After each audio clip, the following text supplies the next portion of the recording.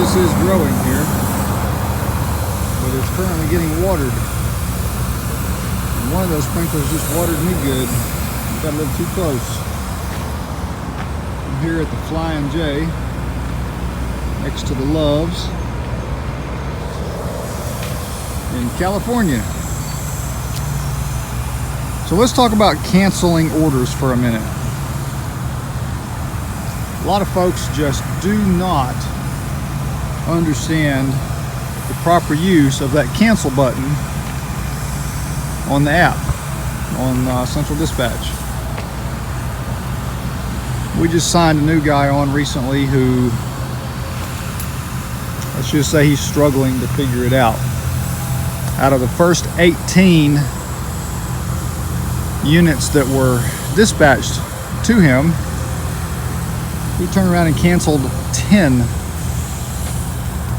of that 18. What he doesn't realize is that can affect his ability to even get a load,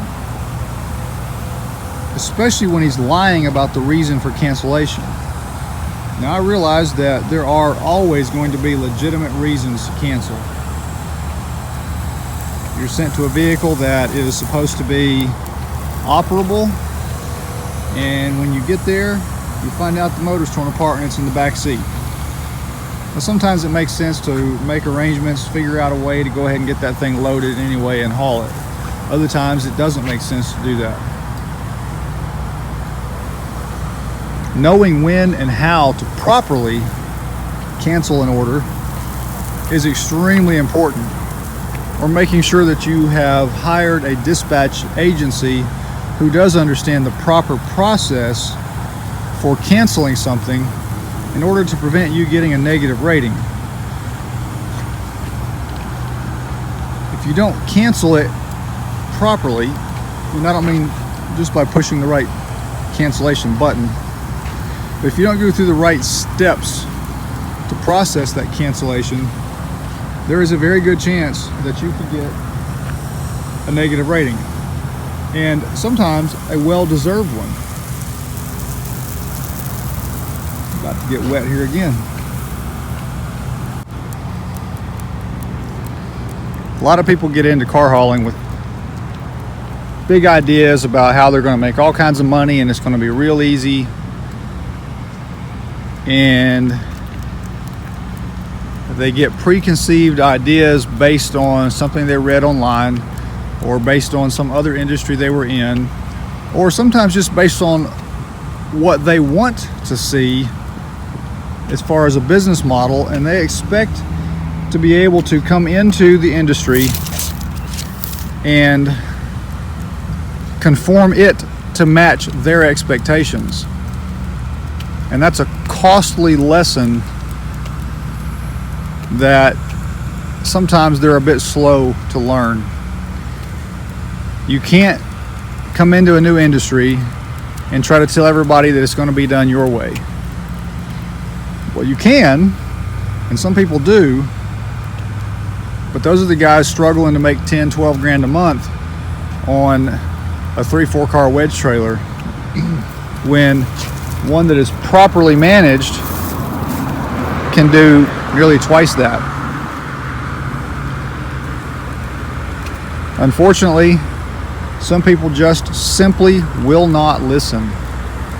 To hire an experienced dispatcher that knows the industry, knows the load boards, and then they start trying to micromanage that dispatcher, telling them what they will haul, what they won't haul, where they'll go, where they won't go, rather than just saying, keep me loaded, find a good load, and let that dispatcher do their job.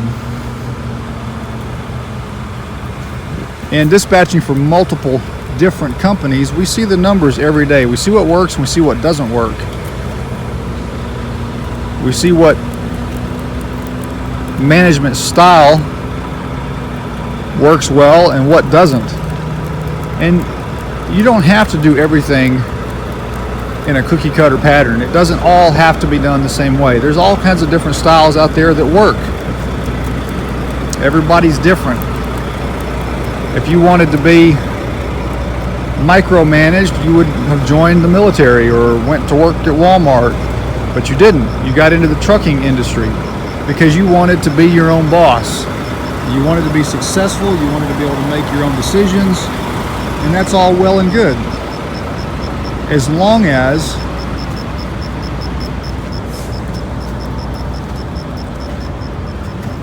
the decisions that you're making actually make sense and work within the industry. But like I was mentioning earlier, we recently had a guy that canceled the first 10 out of the first 18 orders that was sent to him. And not only does that cause severe frustration to his dispatcher, who knew those were the best loads on the board available to this guy, but it hurt the guy financially, and he couldn't see it. He thought he was making good business decisions, even though his numbers showed exactly the opposite. See, when a dispatcher gets on the board and does a search, they're looking for the best paying freight possible for whatever company they're working for at the moment.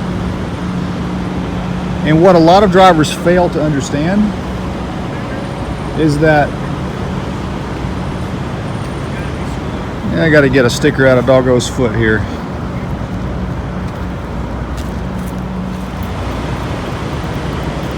What a lot of drivers fail to understand is that when they log into their central dispatch account and they look at the loads that are available on the board, that does not mean every one of those loads is available to their company.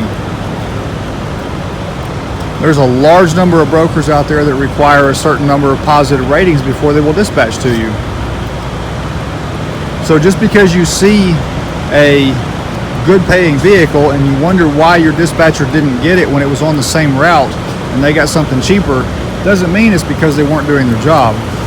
Believe me, they get paid on a percentage basis of everything that they dispatch to their drivers, which means they would have booked that vehicle if, number one, it was actually on the board when they were looking.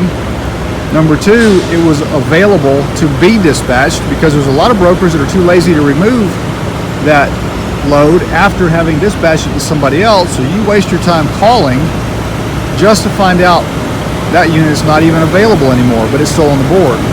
Then you have the brokers that won't dispatch a load to certain companies. You don't have enough positive ratings yet, or maybe you even have a negative rating. You can have 500 positive ratings and a single negative rating, and there are some brokers out there that won't dispatch to you because you don't have a 100% rating.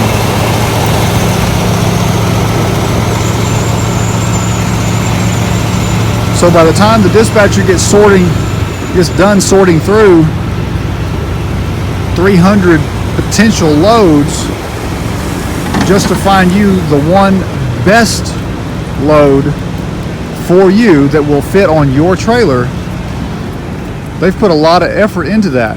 And you got the best paying load that was available to you at the time they were booking that load, which often they will spend several days working on putting a load together.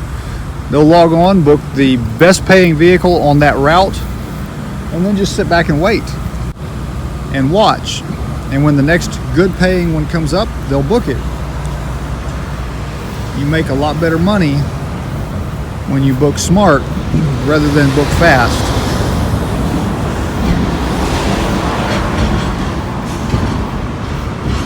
Anyway, that's my rant and rave for the evening about people abusing that cancel button and having a negative effect on their company.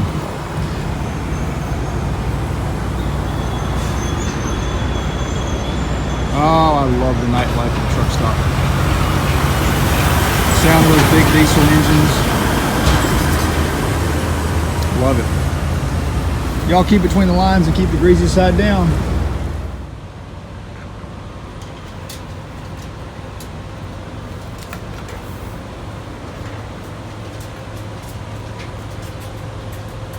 Ain't that the picture of laziness right there?